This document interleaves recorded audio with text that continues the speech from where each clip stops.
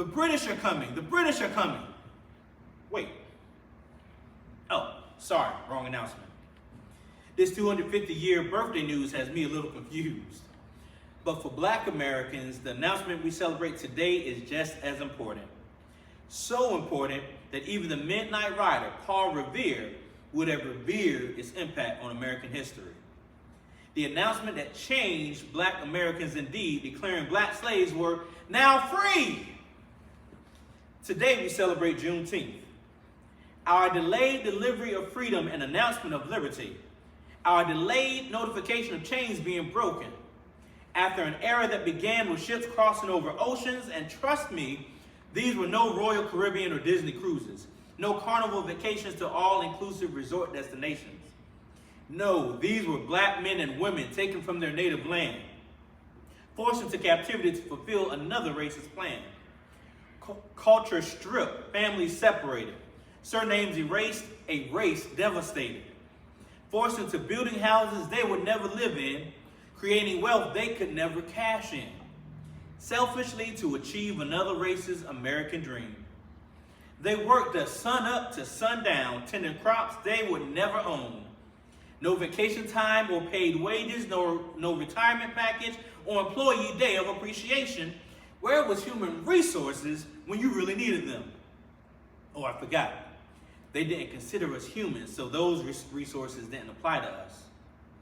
And after forcing us to help physically build America, now America was asking for our help when the nation divided against itself. Blue versus gray, north versus south, no doubt a civil disagreement. A difference in ideals that became something more, a civil argument that became a civil war. Slaves fighting side by side for a country whom, for them, freedom had long been denied. And when the battle had ended and the gun smoke had cleared, with the help from Black slaves, the North could now cheer, having prevailed as victors in the war. And for Black slaves, their reward? For once, a politician who had a conscience, one who actually kept his promise. President Abraham Lincoln stood behind his word to make all slaves free, declaring via the Emancipation Proclamation on January 1st, 1863, followed by the 13th Amendment being ratified, officially abolishing slavery on December 6, 1865. And all was well with the world.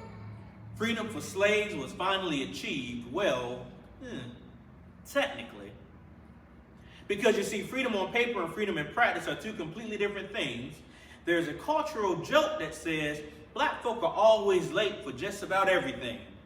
But here's my question, explain to me how a proclamation made in 1863 wasn't heard by many Black slaves for nearly 2 years. 2 years! If Amazon Prime had been hired to deliver that message, everybody would have known about it in 2 days. But I digress as I reflect on this monumental occasion. Because when freedom finally arrived in 1865 in Galveston, Texas, freedom was already given. Slaves just hadn't gotten the message. And that's what Juneteenth reminds us of. Sometimes freedom exists before people even know it. Sometimes liberation arrives before the major announcement. And sometimes the blessing is already yours, you just haven't gotten the memo yet. But sadly, even though freedom had been proclaimed, that wasn't the end of our plight. America came up with other clever ways to keep Blacks in line. Through Jim Crow laws and segregation, through discrimination, and through intimidation. Slavery's oppression was just given a different name, but acts of slavery are the same. They tried everything to keep us in figurative chains. Let me explain. Love us or hate us. Hug us or segregate us. Separate but equal was never really a sustainable plan. Love us or hate us. Hug us or spray us. With fire hoses on us like animals of Black men, women, and children to degrade and deny us of our dignity. Love us or hate us. Hug us or disenfranchise us. We wanted to vote on that one, but we didn't have the right to. Love us or hate us. Hug us or hang us. Now I know, yes, that last one was heinous, but a painful truth, an ugly truth, but a truth nonetheless. Trying to pretend these things never happened doesn't mean they never happened. And Mr. President, removing our history from children's textbooks does not erase or change it. There's a saying that those who do not learn from their history are doomed to repeat it, which is why today we remember. Not to dwell on the pain, but to appreciate our progress. Because ignoring wounds doesn't heal them. On the contrary, it allows the infection to spread. Remember that, America.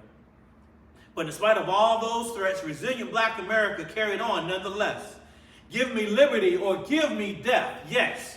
You see, they beat us, but they could never break us. They threatened us, yet that didn't shake us. Because to us, freedom was the only option. They lynched us, but even that would not stop us. Even when they had us at the literal end of our rope, we never gave up hope. And that's why we are standing today. So in honor of today, let me share a few thank yous. Thank you to every slave that paved the way and whose sacrifices why we are free today. Slaves like Frederick Douglass, he wrote about us. Slaves like Sojourner Truth, she advocated for us. And slaves like Harriet Tubman, she directed many slaves to freedom using the GPS in her head. And to our white brethren, I'm talking about our right brethren, the ones who stood right beside us, brethren, white men and women who helped us in our fight, brethren, the whites who lost their lives behind our plight, brethren, whites like William Lloyd Garrison, who used the voice of his newspaper, The Liberator, to press the issue for our freedom, and whites like John Brown, whose name was not just a cliche, he was executed for treason for using force to attempt to free many slaves. Malcolm X would be so proud. And so many others who could see what some of your brothers refused to see, that blacks were not your enemy. But we are fellow children of God, made in his perfect image. Human beings also deserving of dignity, freedom, and opportunity. Thank you, Abraham Lincoln, fourscore, for leading our nation through an awful but necessary war.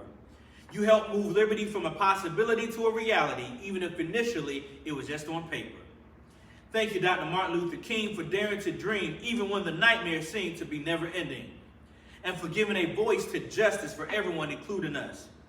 Thank you, President Joe Biden, for leading the way, signing legislation in 2021, making Juneteenth a federal holiday. Now, your successor may call you Sleepy Joe. Yeah, I know, childish. But today we are all glad you were woke enough to sign this holiday into practice. A recognition that was long overdue, a reminder that our story, just like our lives, matters. But hear me clearly, brothers and sisters, our fight is not over. Slavery was never just chains on human wrists. Slavery is also a state of mind, a mental slave master, if you will. A subconscious belief that someone else owns your future and has the right to determine the value of your life. Today, chains still exist. Chains of hopelessness and chains of addiction. Chains of generational poverty and chains of lowered expectations. Enslaved to a subconscious mindset of believing we can never become more than what we were before.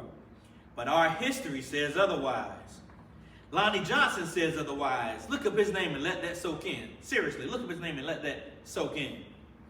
Black Wall Street said otherwise, and you can place stock in that.